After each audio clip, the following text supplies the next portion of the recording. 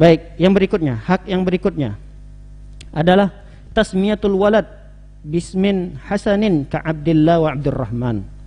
Jadi setelah ditahnik, lalu kemudian hak yang berikutnya memberikan nama kepada anak itu dengan nama yang baik. Dengan nama yang baik. Disebutkan oleh para ulama bahwa hukum asal memberikan nama kepada anak itu boleh saja, dengan menggunakan nama apa saja boleh. Hukum asalnya begitu. Kecuali ada beberapa nama yang haram untuk diberikan kepada anak, dan ada beberapa nama yang makruh apabila dinamakan kepada seorang anak. Lihat, di antara nama-nama yang diharamkan oleh para ulama disebutkan di sini, yaitu nama yang ditakbidkan kepada selain Allah. Ditakbidkan itu ada kalimat abdun, tapi disandarkan kepada selain Allah. Misalnya Ka'bah, Abdul Ka'bah, ini nggak boleh. Nabi, Abdun Nabi, apalagi kepada manusia biasa. Ada namanya Hashim misalnya, Abdu Hashim, nggak boleh. Ini haram hukumnya. Atau menamakan seorang anak dengan nama-nama Allah yang khusus. Ada nama-nama Allah yang khusus dan itu tidak dimiliki oleh manusia, seperti Ar-Razzaq. Nah, diberikan namanya Ar-Razzaq, nggak boleh. Namanya nama Allah Al-Khaliq, nggak boleh kita menamakan anak kita Al-Khaliq, nggak boleh, karena ini adalah nama-nama yang khusus hanya dimiliki oleh Allah. Karena Ar-Razzaq tidak ada kecuali Allah, Al-Khaliq tidak ada kecuali Allah. Ar-Rahman, Ar-Rahman ini juga nama khusus bagi Allah dan tidak boleh kita menamakan anak kita dengan nama ini. Kalau Ar-Rahim, Al-Basir, As-Sami misalnya, siapa namanya? Ar-Rahim, boleh. Siapa namanya? As-Sami, boleh. Karena dalam Al-Quran disebutkan manusia itu juga memiliki sifat As-Sami, Al-Basir, boleh. Tapi ada nama-nama Allah yang khusus, yang ini tidak dimiliki oleh manusia, itu tidak boleh dinamakan kepada anak, kecuali harus disandarkan dengan Abdun, Abdul Razzaq, Abdul Khaliq, As-Salam misalnya, Abdus Salam, boleh. Kalau disandarkan sebelumnya dengan kalimat Abdun. Baik, nama yang berikutnya yang dilarang oleh para ulama adalah nama-nama orang-orang kafir secara khusus. Memang ada nama-nama khusus orang-orang kafir gitu.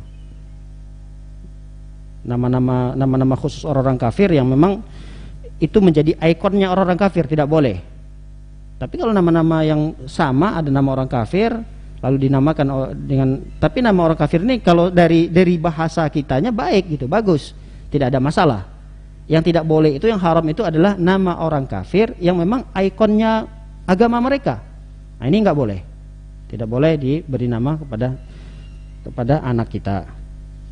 Atau yang dilarang juga adalah memberikan nama anak dengan nama-nama berhala, nama-nama patung yang menjadi sesembahan orang kafir. Ini juga tidak boleh.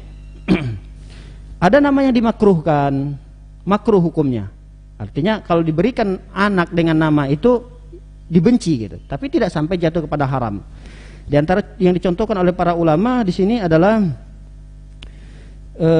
memberikan nama yang jiwa ini tidak menerimanya gitu. Jiwa kita ini tidak menerima nama tersebut kalau mendengar daripada maknanya, karena maknanya tidak baik gitu. Namanya jelek, maknanya itu jelek. Siapa namanya? Harbun. Apa itu harbun? Peperangan. Ya kita sendiri mendengarkan nama ini kan enggak ini gitu, menolak. Nah, kalau dinamakan kepada seorang anak, ini hukumnya makruh. Atau kata para ulama, nama anak dinamakan anak dengan nama-nama orang-orang fasik. Nama-nama orang fasik misalnya penyanyi-penyanyi atau apa namanya, mohon maaf, apalah gitu, artis-artis yang fasik kemudian diberikan dengan nama itu. Tapi ada memang artis namanya baik, penyanyi-penyanyi namanya baik. Kalau kita memberikan nama anak kita yang kita tidak bermaksud seperti orang tersebut, ya tidak ada masalah. Yang jadi masalah kata para ulama, kita menamakan anak kita dengan nama orang yang terkenal, tapi orang terkenal ini fasik, dikenal fasik. Jadi kita memberikan nama agar seperti orang itu, diberilah nama yang sama. Ini yang nggak boleh, walaupun namanya baik, walaupun namanya bagus. Ini tidak boleh kata para ulama. Tidak boleh di sini hanya sampai pada derajat makruh. Kemudian makruh juga memberikan nama dengan nama yang mengandung unsur dosa dan maksiat. Jadi namanya itu terkandung maknanya makna yang maksiat atau terkandung unsur dosa dalamnya. Siapa namanya? Sarik. Apa arti sarik kok? Pencuri. Siapa namanya? Zalim. Ini kan unsur-unsur yang terkandung di dalamnya unsur kemaksiatan atau unsur dosa. Atau kata para ulama, makruh juga menamakan anak dengan nama hewan-hewan yang hina. Hewan-hewan yang hina, misalnya kalbun, himar. Himar ini kan permisalan yang jelek dalam Al-Quran. Misalnya kalbun, anjing. Tapi kalau nama-nama hewan yang perkasa, yang buas, yang itu boleh. Seperti Haidar, Asad misalnya. Banyak nama-nama yang lain. Terkadang orang-orang Arab dulu memberikan nama-nama anaknya dengan nama-nama hewan. Tapi kalau hewan itu adalah hewan-hewan yang hina, itu tidak dianjurkan oleh para ulama untuk diberikan nama kepada seorang anak. Kemudian makruh juga memberikan nama yang diidofahkan kepada, yang disandarkan kepada agama atau kepada Islam. Pada agama itu ada kalimat din biasanya. Misal Syams, matahari, din, agama, Syamsuddin misalnya. Ini sampai pada derajat makruh kata para ulama. Ada lagi disandarkan kepada Islam. Ada Islam. Contohnya Syamsul Islam. Syamsul Islam, mataharinya Islam gitu. Jadi ketika nama disandarkan kepada din itu agama, atau kepada Islam, ini bisa jatuh kepada makruh kata para ulama. Nah, bagaimana dengan ulama-ulama terdahulu yang diberi laqab?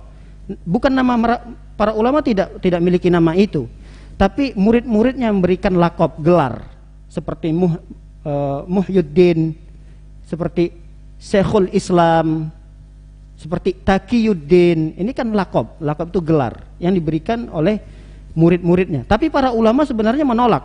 Seperti Syekhul Islam yang diberi gelar dengan Taqiyuddin, beliau nggak mau. Tapi karena itu sudah menyebar di tengah-tengah muridnya, akhirnya sudah lengket laqab itu kepada beliau. Para ulama dulu tidak berkeinginan untuk diberikan laqab atau gelar itu kepada mereka. Adanya kalimat din ini. Dan seterusnya, masih ada beberapa yang dimakruhkan oleh para ulama. Seperti menyandarkan nama itu, nama Allah atau kepada selain ada kalimat Allahnya di akhir. Tapi itu bukan bagian daripada nama-nama Allah. Misalnya siapa namanya? Rahmatullah. Siapa namanya? Hasbiyallah misalnya. Ini sampai pada derajat makruh kata para ulama. Atau kepada nama malaikat. Ini juga sampai pada tingkat makruh. Siapa namanya? Jibril. Siapa namanya? Misalnya Israfil. Apalah nama-nama malaikat misalnya. Nah, itu makruh diberikan kepada anak. Baik, perlu digarisbawahi, hanya nama-nama makruh yang tadi kita sebutkan itu makruh hukumnya apabila kita memberikan kepada anak di awal. Di awal itu lahir anak, lalu diberikan nama-nama yang tadi, itu hukumnya makruh. Tapi berbeda kasusnya apabila nama ini sudah lengket pada diri seseorang dan sulit untuk dirubah, apalagi di zaman sekarang.